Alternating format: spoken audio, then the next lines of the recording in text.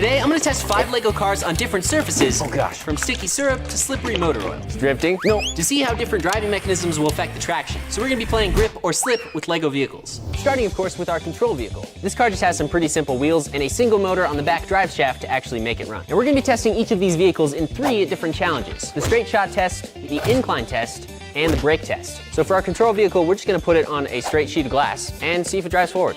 No surprise there, it goes forward pretty easily. Now we can do the incline test. It actually has some pretty good grip. 10 out of 10 for the incline test as well. And now for the brake test, I have a little scale and we're gonna try and stop it right at 1 and see how long it takes to brake.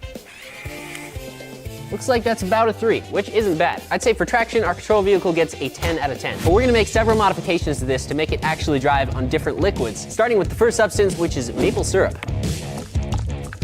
So for each of these liquids, we're gonna need to find the coefficient of friction. So for that, I built this, which is a Lego friction tester. And that's gonna pull this weighted block across our glass surface that's gonna be covered in our liquid. That way we can determine how much friction each liquid has.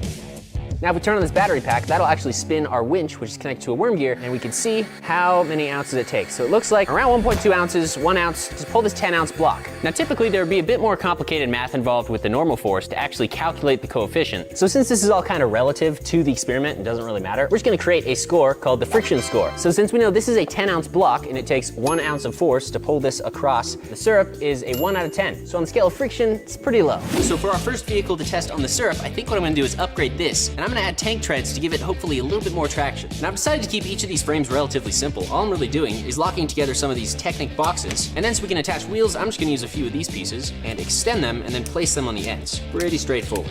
We'll add some of these little Technic bricks to the sides, that way we can integrate it into the Lego system a little bit better. And now to make it run, we need a motor so that it reaches the back 2 tires. Just stick this guy in here and check it out. Now once we spin this guy, it spins both wheels the same direction. We just gotta connect our motor in here and this thing should be good to go.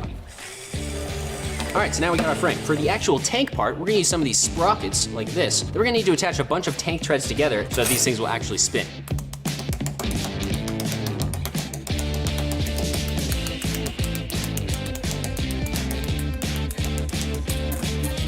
Aha, now we can wrap these around. The last thing I'm gonna do for this are just add some tensioning sprockets up here by the windows to kind of keep these taut. I think that'll help it drive just a little bit better.